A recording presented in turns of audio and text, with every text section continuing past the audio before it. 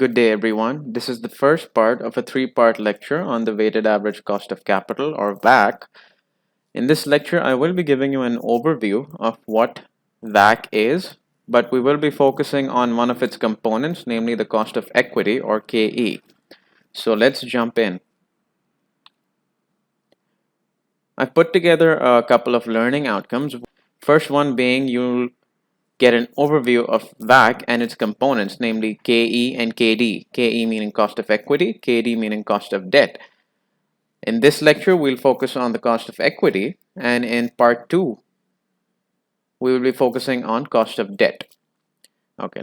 Secondly, you learn how to calculate the cost of equity. Now, see, there are two ways, in fact, how you calculate the cost of equity. Firstly, being DDM, the dividend discount model. Secondly, the capital asset pricing model, very famous model.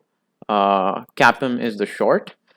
But before we discuss CAPM, you need to understand the portfolio theory, which I will be discussing in subsequent readings in the build-up to the CAPM. Thirdly, you will learn how to calculate a dividend growth rate. Lastly, I have put together a couple of practice questions for you guys so you can lock in your concepts. I get this question a lot, that what is the weighted average cost of capital? A simple answer to that is it is the cost of finances to a company. A company wishes to set up a project. So they raise money from equity and they raise some cash from debt. They mix and match that and they come up with a weighted average cost of capital of 8%. And the project was yielding around 10%. So they go ahead with that. So if you keep that explanation in mind, the definition of WACC could be that WACC is the weighted average cost of finances to a company, and it is derived by finding a firm's cost of equity, the cost of debt, averaging them according to the market value of each source of finances, and voila, you have your WACC. That's a mouthful, I know, but hopefully in the next three parts, after you're done with the next three parts, you'll be pretty good at this. Okay, moving forward. All right. This is a revision of your previous studies of financial management concepts. So what exactly is the market value of a share? Exactly. The market value of a share is the present value of future expected dividends discounted at the shareholder's required rate of return. You can see the orange box up there. Right here, yeah. So there's a company A that pays out 30 cents per share. All right. Now this is the most easiest method of calculating a market value for a particular stock, and it's least likely to be even tested in the exams at an advanced level, but we still got to revise this anyway. So you have a company that pays around 30 cents per share per annum forever, so that means in perpetuity, right? How do you calculate the required rate of return for such a company? No growth rate, stagnant dividend. What would be the required rate of return? So we have the formula for that, which is the present value of perpetuity, another name for market value, equals to the dividend times 1 divided by R. R being exactly the cost of equity, or KE. So let's do this together.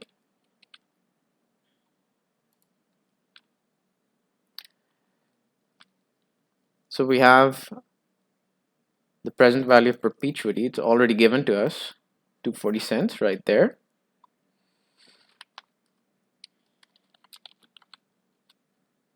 Equals to dividend of 30 cents. Get that from here.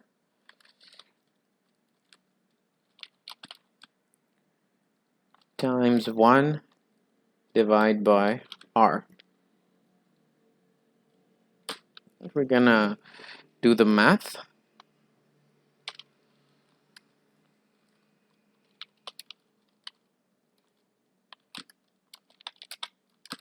excuse me,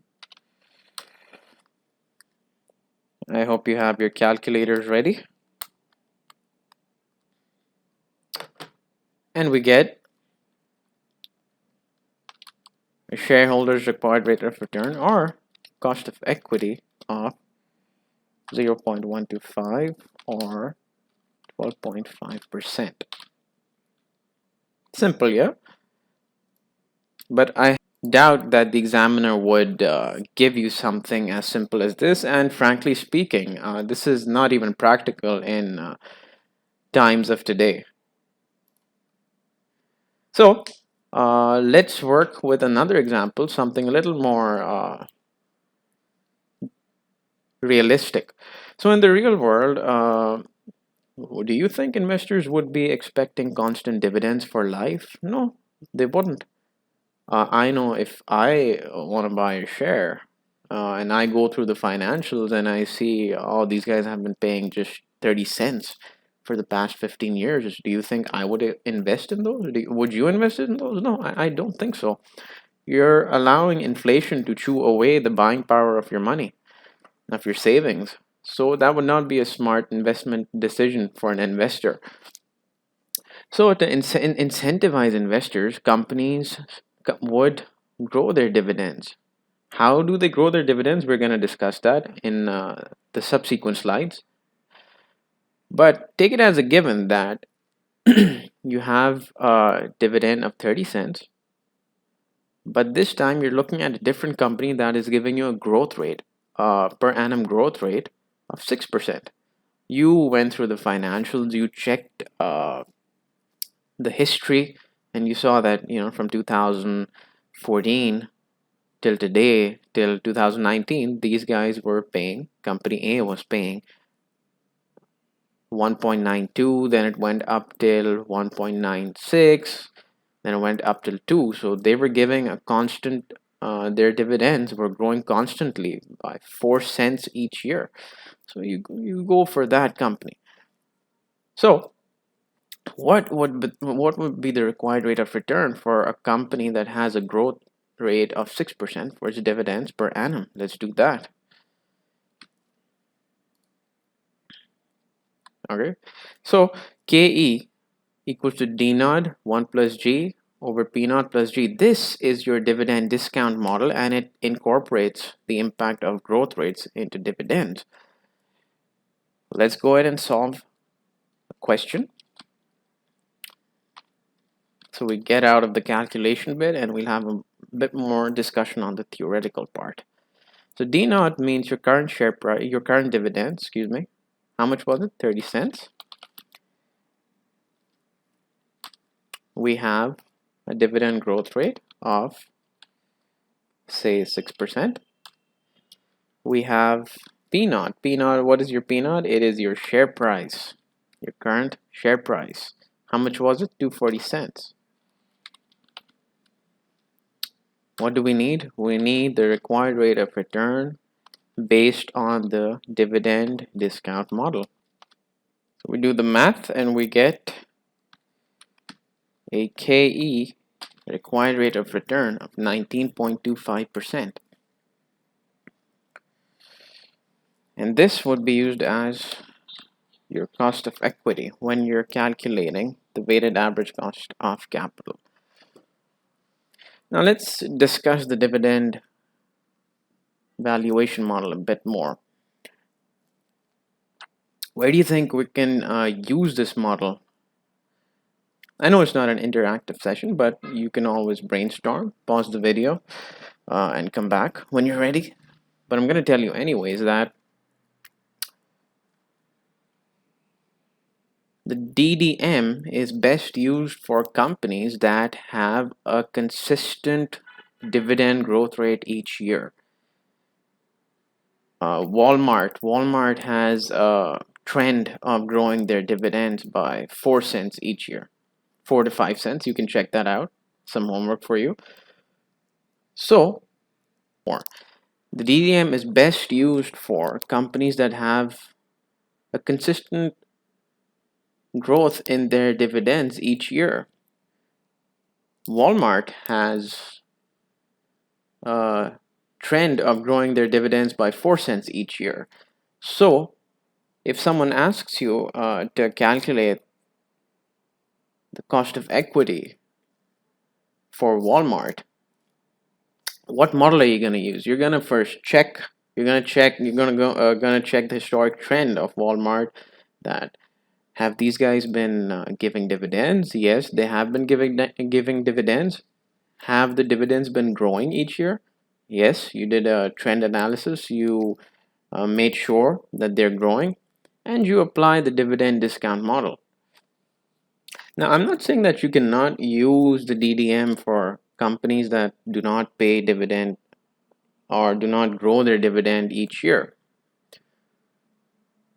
But you can use it and make certain assumptions. But always remember, the more assumptions you use in valuations of the share price, of the cost of equity, the greater the assumptions, the more would be the uncertainty. So, uh, its con is that it can only be used for it is recommended to be used for companies that have a consistent dividend growth rate each year, but it would not be recommended for a company in its growth phase or that is facing constant fluctuations in the dividends. One year they're paying $5, the other year they're not paying anything.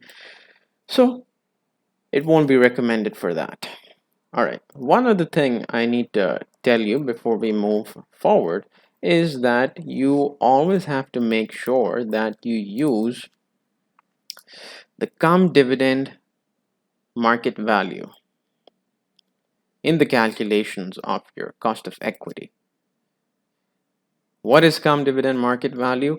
Now, see, you have to read the examiner's comments in the question very carefully. Now, if he says that the company is about to pay a dividend of 30 cents, that means that amount is going to be built into the market value of as of that day, as of that time, right? If it says that the company has already paid 30 cents and the market value is 240 cents, so that means the 30 cents has been removed. The impact of the dividend has been removed from the market value. Because if you check the trends, if you check trends of a company that pays out dividends, it's all the share price is always going to fall by the amount of dividend per share the day after the dividend is paid. All right. So if the question had mentioned that the dividend of 30 cents is about to be paid, that would have meant that P naught would have the dividend per share built into it and we would have to deduct it. What would our P naught be in that case? We would have had to make it 240. It would have been 270. All right, here's the formula to calculate your ex-div share price. It would become dividend. Let me just solve this for you. It would have been cum dividend share price, which would be 270 cents, minus the dividend that would be paid equals 240 cents. And that is exactly what we have used over here, right? All right. So now to make things more interesting, the examiner might not give you the growth rate. He might ask you to calculate the growth rate. Now, you see in the previous slide, what I did was I gave you the growth rate of 6%. There are times when he might ask you to calculate this. Now, calculating or estimating future dividends of a company can be a very complex task for analysts. Lucky for us, we have a couple of methods which we can use to gauge the estimated future dividends. First one being based on past growth. I'm going to teach you a technique here called CAGR, compounded annual growth rate. It's an amazing technique. It's used practically when we are studying trends of our competitors at the banks. Very useful. Let's get into it. Okay, here's the data produced from the previous slide. You have a company that is paying 28,000 dividend in 1996. All right, they pay 29 in 97, they pay 32 in 98, 31 in 99, 33 in 2000. Now we have to calculate the growth rate based on the historic dividend trends. Now, if you think of it logically, they paid 28,000 here in 96, which is growing, and it became 33,000 in 2000, right? So, logically speaking, 28,000 with the growth rate to the power of 4 should equal your closing dividend, right? What is the power of 4? Power of 4 means the number of growth periods from start to finish. 1996 is 97, 98, 99, 2000. So lots of students go like, this is 5 years, not 4. No, this is 4. Why? Because 4 is the number of growth periods. 28 from 29, that's 1. 29 from 32, that's 2. 32 to 31, that's 3. 31 to 33, that's 4. All right? So if you want to make a formula out of this, you take your earliest dividend, you add the impact of growth rate to the power of 4, 4 being the number of growth periods, equals to your latest dividend, right? Now you do the math, you take the fourth root, you change some sides, and you come up with 4.2%. Now, another way to do this is this. You take your latest dividend, you divide it by your earliest to the power of 1 divided by 4 minus 1. This is taking the fourth root of 33,000 divided by 28,000 is the same as taking the power of 1 divided by 4. So this is a much quicker technique. It's going to help you save time, and you're going to get the same answer. All right. Now the reason why I'm showing you this CAGR technique, this one.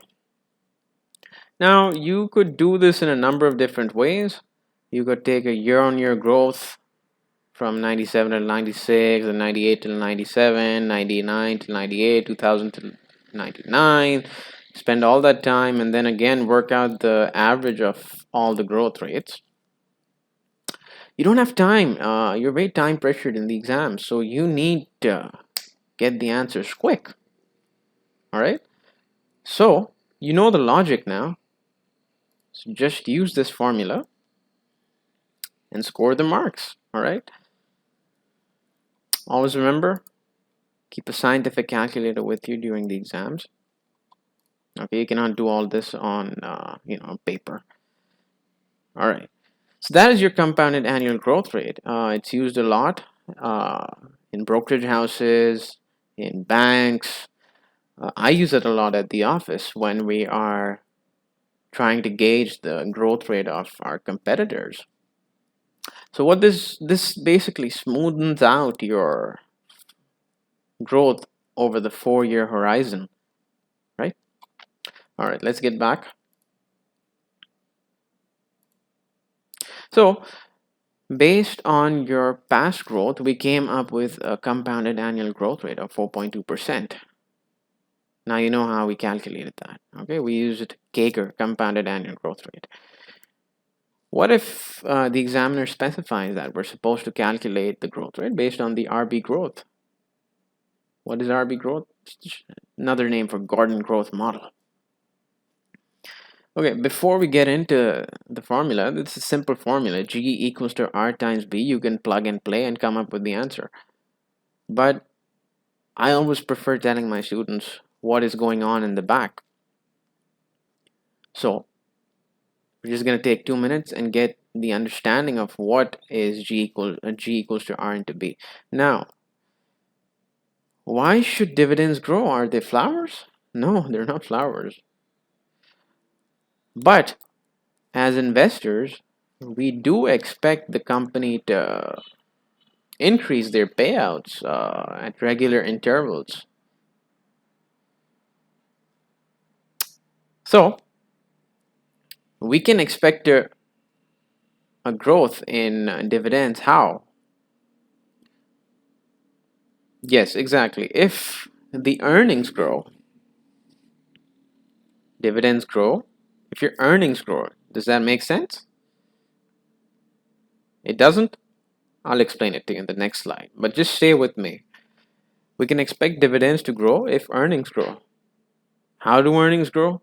We can expect earnings to grow if the company keeps investing. Obviously, you're not gonna increase your earnings if you maintain your current assets, right? You need to increase your assets to increase your returns. Because you're gonna use a new factory to produce or manufacture certain products which you will eventually sell in the market, and it would add to your top line, to your revenue. That would eventually lead to an increase in your bottom line, your PAT, your profit after tax. Now, how does a company invest? A company would invest if it has adequate amount of retained earnings, right?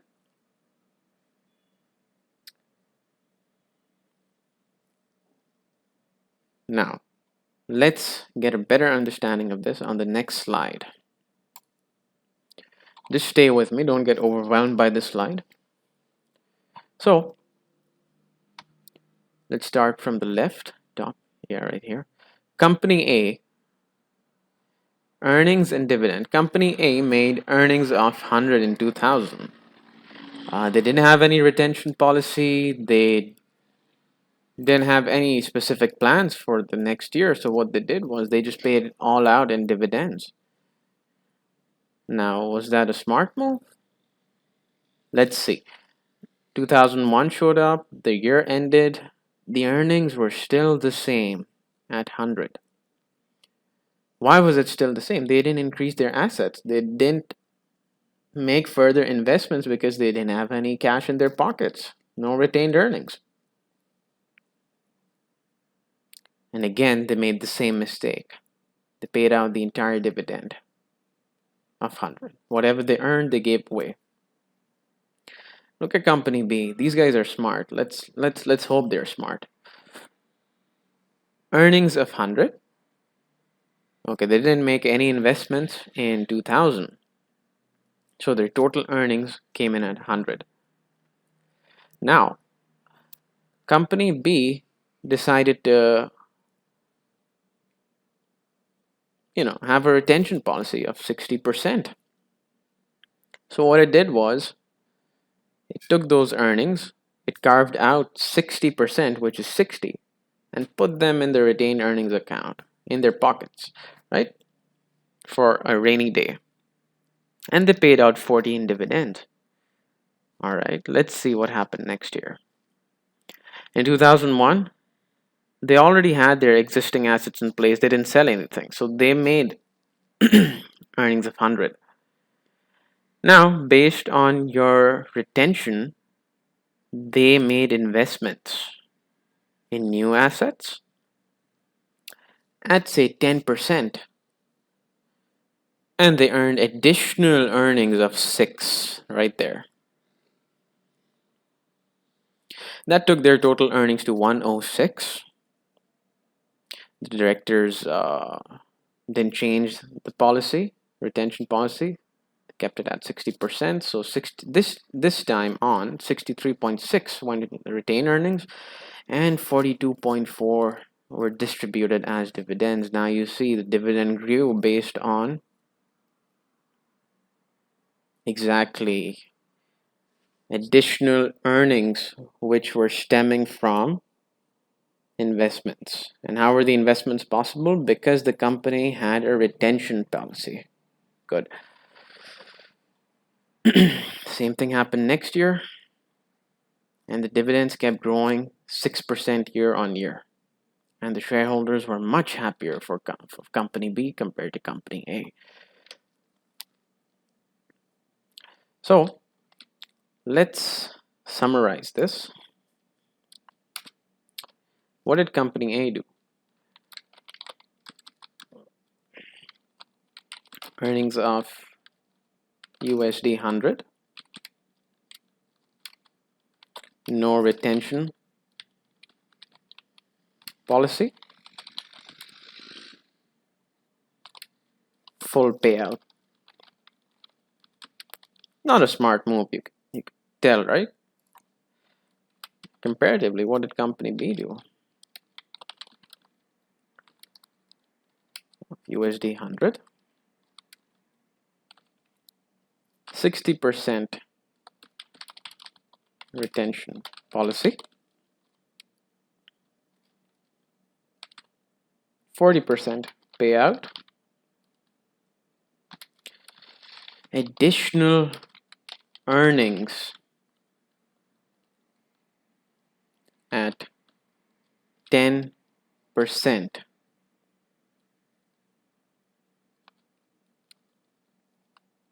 equals USD 6.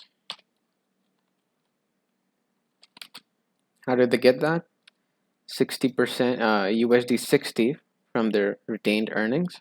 They invested that at 10%, and they got the additional earnings. The additional earnings carried forward thereon.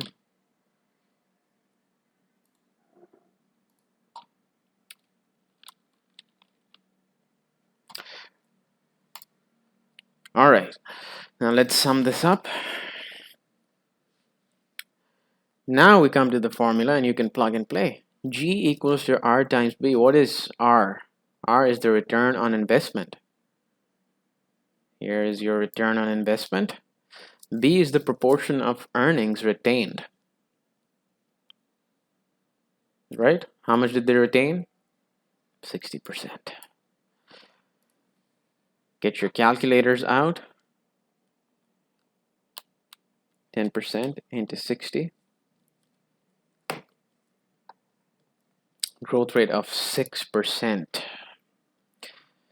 Now this is what we're going to use in calculating the cost of equity.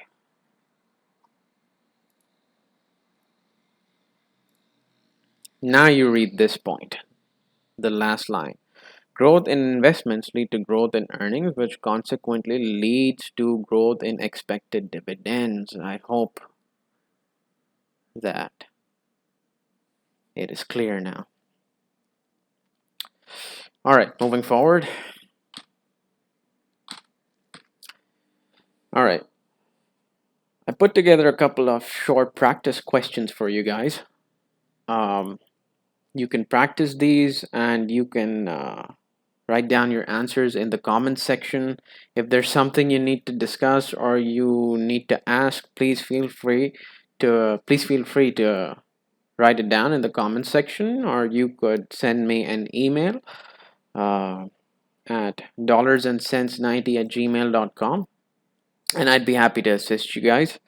Make sure you subscribe and hit the bell icon, because we're gonna be having part 2, part 3, the portfolio theory and CAPM model being uploaded soon. So thank you for your time, guys.